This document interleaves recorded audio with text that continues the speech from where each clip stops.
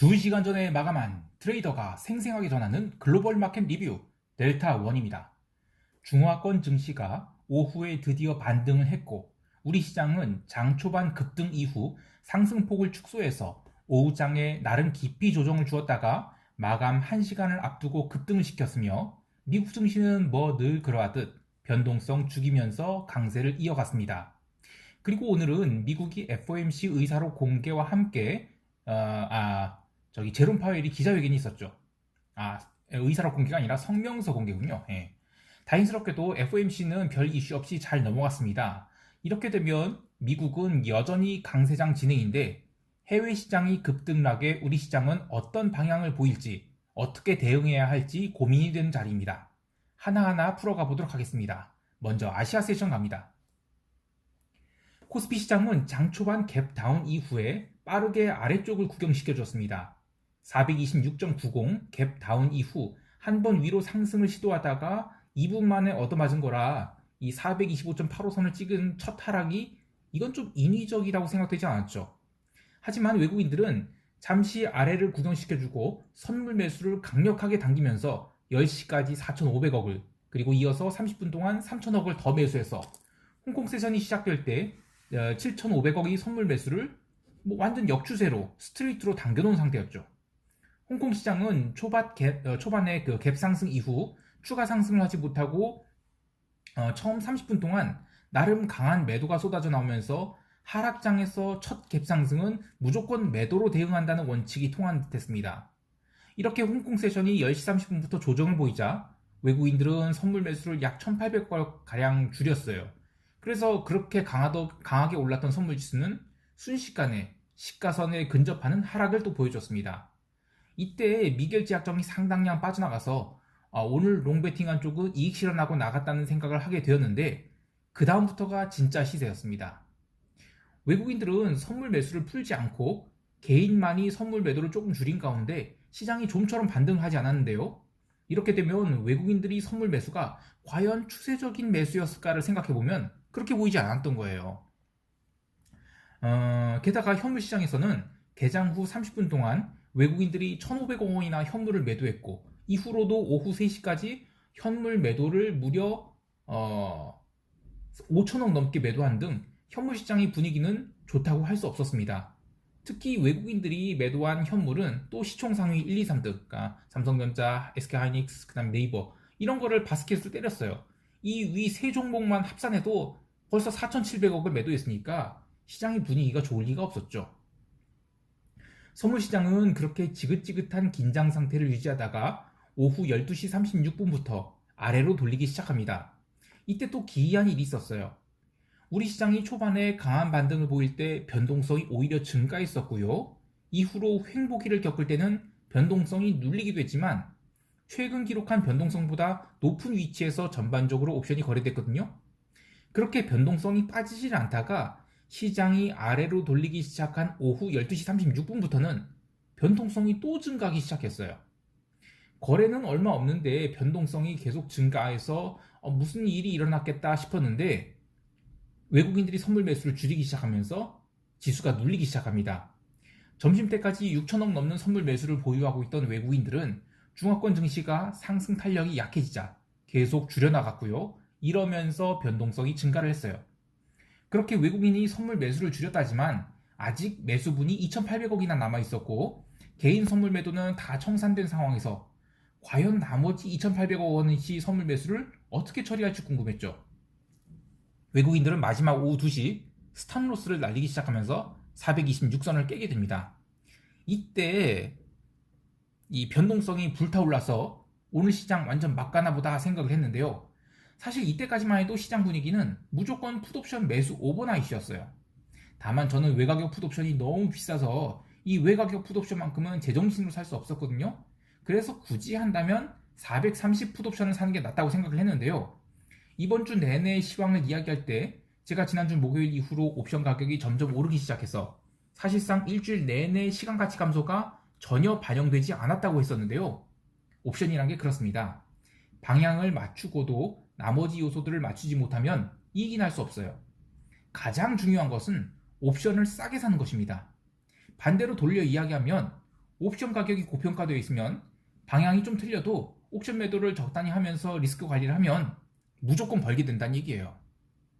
어쨌든 그런 의미에서의 오후 2시 하락은 정말 시장이 막 가는 줄로 생각하게 했는데 오후 2시 40분에 작은 일이 일어납니다. 아까 외국인들이 장중에 대량으로 선물 매수를 한 것을 채 전부 청산하지 않았음에도 불구하고 시장은 이미 오전에 기록한 시가는 물론이고 저가마저 갱신을 해서 야 이거 나머지 물량 2,800억을 청산하면 시장이 정말 크게 망가질 수 있었다고 했잖아요. 그런데 오후 2시 40분부터 홍콩 증시가 아주 강하게 상승 전환합니다. 그러면서 우리 증시에서도 외국인이 선물 매수를 다시 강하게 합니다. 근데 좀 이때 아쉬웠던 것이 저는 콜 445를 오늘 하루 종일 그 좋은 가격에 상당량 매도를 쳐서 좀 많이 들고 있었거든요. 근데 외국인들이 빠른 선물을 환매수한 동안에도 이 콜 440은 뭐 그렇게까지 처음엔 살아나지 않았어요. 그래서 뭐 그닥 스트레스를 받지 않았습니다. 오히려 초반에 늘어났던 이 변동성만 죽이길래 아 뭐 그래 풋 좀 죽여야지 하면서 풋을 싸게 살 기회를 주겠구나 싶었는데 홍콩 증시 상승 탄력이 더욱 강하게 나타났죠. 결국 오후 3시 넘어서부터 외국인들이 선물 매수가 더욱 강화됐고요. 저는 콜 440 매도의 이익을 상당량 반납한 채 리스크 관리상 모두 청산해서 마감했습니다. 제가 정리한 가격은 그나마 이익권이었지만 현물 동시효과가 시작돼서 오후 3시 30분에 마감할 때까지 선물 지수는 완전 난리 브루스 이상의 상승을 보여줬어요. 외국인이 장 마감 1시간도 안 남은 상태에서 선물 매수를 2천억 넘게 땡겨버렸으니까 이 오버슈팅이 날 수밖에 없었습니다. 또 하나 황당했던 것은 장 마감 때의 베이시스가 플러스 0.5까지 벌어져서 와 좀 심하게 당기는데 싶었는데 현물 마감 동시효과 때 삼성전자가 강보합이던 것을 한 방에 플러스 0.989%로 당겨서 총가 고가로 마감시켰죠. 외국인들이 선물 스위칭에 콜 매도자들이 손절매 그리고 풋옵션 매수자들이 손절매 등으로 시장이 더욱 오버슈팅을 한 것으로 보고 있습니다. 이렇게 장중에 죄송합니다. 비차익 매도가 지배하다가 막판에 매수가 강하게 유입된 것은 지금이 월말이다 보니 이 종목 교체 등이 바스켓 매매가 활발하기 때문에 일어나는 현상으로 보고 있습니다. 그래서 오전장에 나온 추세가 오후에 이어지지 않고 또 뒤집히는 경향이 있는 것입니다. 오후 2시 30분 이후로 홍콩 시장이 급등한 것은 중국에서 증권감독관리위원회에서 금융시장 안정을 되살리려 긴급 화상회의를 열었다 이런 소식 때문인데 옛날에 상해 종합주가 지수가 6,600을 갔다가 꼭지치고 밀릴 때도 이렇게 증권감독관리위원회라든지 또는 국가대라든지 이런 급브레이크를 밟으려는 시도가 여러 번 있었어요. 근데 그런 시도는 일시적일 뿐 결국 시장은 제 갈 길을 갑니다. 이번에 중국이 시장 개입 이후로 지수는 저점 대비 무려 6% 이상 상승해서 야간 세션을 마감했고요. 목요일 중화권 증시는 아주 살벌한 갭상승이 기대됩니다.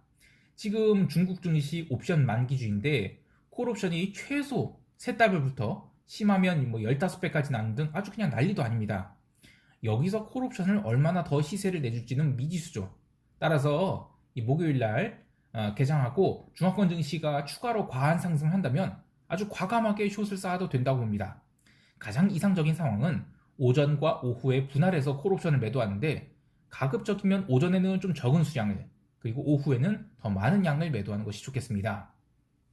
어제 메이투안이나 텐센트 등 주요 테크 기업이 7%가 넘는 상승을 했지만 여기서 추가로 더 상승이 나온다는 것은 어쨌든 단기 이익 실현이 재료가 될 수 있기 때문이죠. 우리 시장을 요약을 하면 외국인들이 이달만큼은 시장을 하락시키지 않겠다고 선언한 것이지 선물 매수를 대량으로 해서 넘어갔고 중앙권 증시가 오후 들어 반등에 성공하면서 의미 있는 아랫꼬리를 달았다 해도 이것은 그냥 아랫꼬리일 것 같아요. 자, 그런데 생각해보면 최근 들어서 외국인들이 계속 역추세 매매를 하고 있습니다. 해외 시장이 상승해서 갭상승이 나오면 아주 대놓고 바로 선물 매도해서 마구 까대고 이번처럼 시장이 갭다운이 나오면 또 강하게 말아올리고요. 이런 흐름이 대체 언제까지 이어질까요? 네, 그것은 이따 시장 총평 때 이야기를 하기로 하고요. 유럽 세션 넘어갈게요.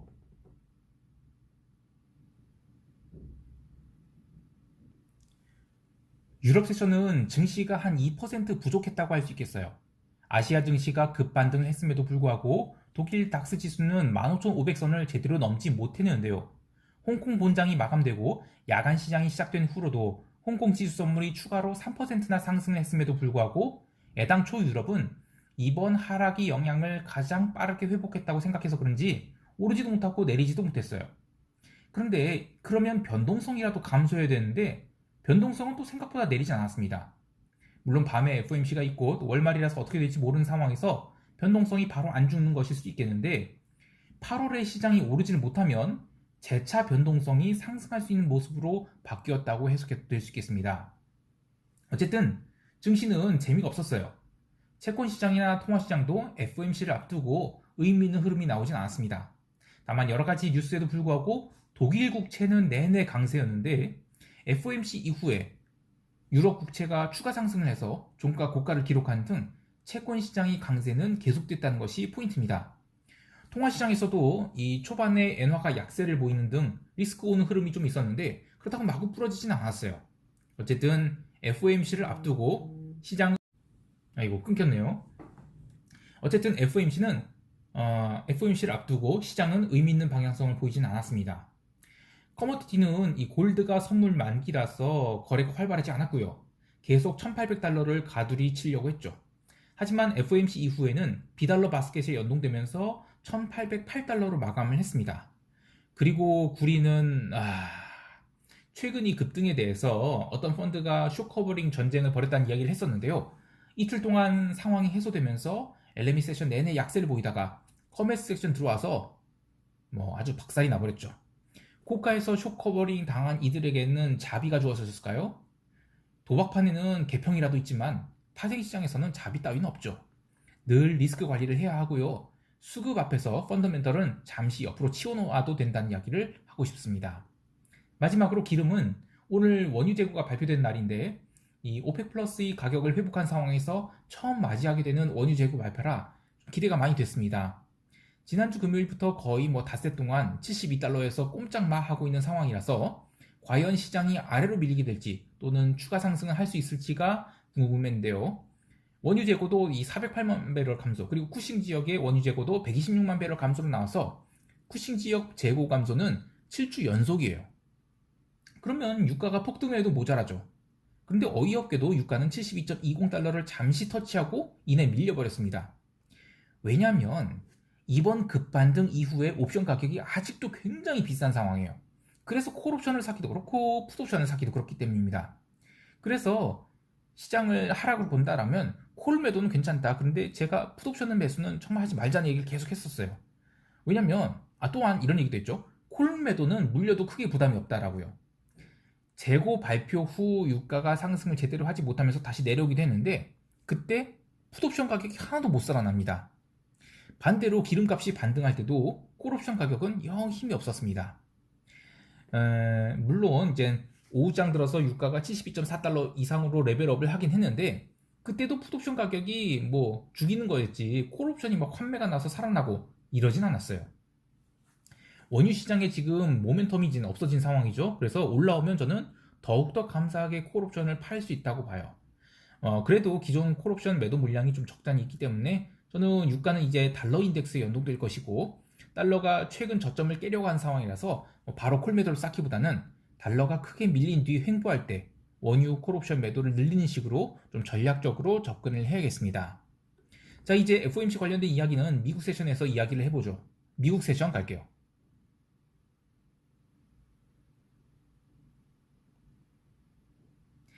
어제 나스닥 시장 참 흐름이 같았죠. 장 시작 전에 유럽 세션에서 꾸역꾸역 올라오던 나스닥 지수는 본장 시작하자마자 15분 만에 아주 떡드랍을 쳐서 100포인트를 순식간에 까내려갔는데요. 이후 또 160포인트를 또 15분 만에 당기면서 그냥 정신 못 차리겠죠. 그러나 그 이후로는 다시 상승폭을 반납하는 등 뚜렷한 방향성 없이 마감을 했습니다. 전일 시장을 흔들었던 종목들은 어쨌든 빅테크의 실적 발표 이후 과거처럼 좋은 게 좋은 것 이런 식으로 오르는 게 아니라 고점권에서의 부담이 분명 존재하는 것처럼 보였는데요. 어제 페이스북도 시간외에서 마이너스 3.6% 밀리고 또 구글이나 마이크로소프트도 장 초반의 상승분을 상당량 뱉어냈죠. 물론 이제 FOMC라는 빅 이벤트가 있어서 본격적인 방향성이 아직 나오지 않은 걸 수 있고 또 아직 월말이죠. 그래서 이제 월말 월초에는 방향성이 바로 뚜렷하게 나오기 힘듭니다. 그래서 전반적으로는 저는 그냥 실적 발표 이후에 픽테크들이 조금씩 무거워지고 있다 이런 생각을 지울 수 없어요. 전반적으로 시장은 이 위아래 흔들기를 한 뒤 FOMC를 기다리는 선에서 소강 상태를 보였는데요. FOMC 성명서 발표 이후 시장이 첫 반응은 다음과 같았습니다. 우선 채권 약세, 달러 강세, 지수 급락이었죠. 그리고 순차적으로 채권 약세는 그나마 제일 오래 갔고요. 달러는 일시적인 급등 이후 솔솔 내려왔고요. 지수는 뭐 그냥 잠깐 눌렸다 다시 튀었어요. 이런 반응이 나온 이유는 성명서에 드디어 테이퍼 위에 설정한 목표 향해 경제 진전 이뤘다 라는 말이 나오면서 야 이거 뭐 테이퍼링 드디어 가시권에 든 거 아니냐 뭐 이런 사실 오바죠. 근데 그것 때문에 시장이 반응했어요. 근데 시장 반응이 방금 이야기한 것처럼 지수는 가장 빠르게 반등에 성공합니다. 한마디로 지금 시장 뺄 생각 없다는 얘기예요. 그리고 개별 시장의 반응 또한 그렇게 크다고 할 수는 없었죠. 즉 테이퍼링에 대한 면역이 조금씩 생기는 게 아닌가 합니다. 이 30분 동안은 첫 반등이 되돌림이 나온 정도였는데요. 이후 기자회견이 시작되면서 파월은 더욱 도비시하게 대응을 합니다. 결국 시간이 지날수록 첫 반응은 완전히 뒤집어지게 돼서 채권은 다시 강세 국면 진행, 달러는 종가 저가로 처박히고 지수는 장중 조정에 그치고 상승 마감했습니다. 물론 지수는 애당초 하락분도 거의 없었을 뿐더러 실적 시즌이라서 뭐 영향 크게 안 받았죠. 자, FOMC에 대한 해석은 제가 뭐 하는 것보다는 이코노미스트 분들에게 맡겨야 하지만 트레이더의 관점에서 FOMC 관전평을 이야기하면 시장이 테이퍼링 때문에 하락할 일은 이제는 없겠다라는 생각이 들어요. 테이퍼링이라는 단어에 면역이 생겼다고 할까요? 시장이 조정이 받으려면 좀 다른 이슈가 좀 필요할 것 같습니다. 개별 종목 보면 이 메가캡들이 조금 쉬어간 상황에서 그동안 눌린 종목들이 아주 고르게 반등을 해줬는데요. AMD 같은 건 뭐 오늘 뭐 7.58% 상승한 등 아주 초강세를 보였죠. 그리고 중국 주식들도 고르게 올랐는데 생각도 안 하렵니다. 중화권 증시는 시간이 지날수록 다시 가라앉을 거라 보고요. 혹여 미국 증시가 눌리게 되면 똑같이 눌릴 거라고 봅니다. 자, 여기까지 하고 시장 총평하면서 대응 전략 이야기할게요. 시장은 월말로 갈수록 계속 수렴 중입니다. 방향성 찾기가 쉽지 않은데요. 오늘 우리 시장 갭상승했을 때 뭐 기존에 하던 대로 외국인이 선물 매도로 까내려갈지가 관건입니다. 역추세요. 근데 이제 글로벌 시장이 어제 이 FOMC 이벤트를 마치면서 변동성이 죽는 모드로 바뀌었거든요. 근데 이제는 우리 시장은 전일 콜옵션 환매가 제대로 안 끝났을 가능성이 있어요. 그래서 초반에는 시세가 위로 더 뻗을 수 있겠어요. 그런데 오늘부터는 어쨌든 본격적으로 양옵션 매도 영역에 들어서지 않을까 해요. 당연히 뭐 선물 지수가 435 넘긴다는 한 초강세는 안 나오죠. 그리고 그동안에 빵빵하게 붙어있던 양옵션 프리미엄을 아주 하루 종일 빼지 않을까 싶습니다. 그러려면 초반에는 아래로 까는 것보다는 위로 당기는 게 낫겠죠.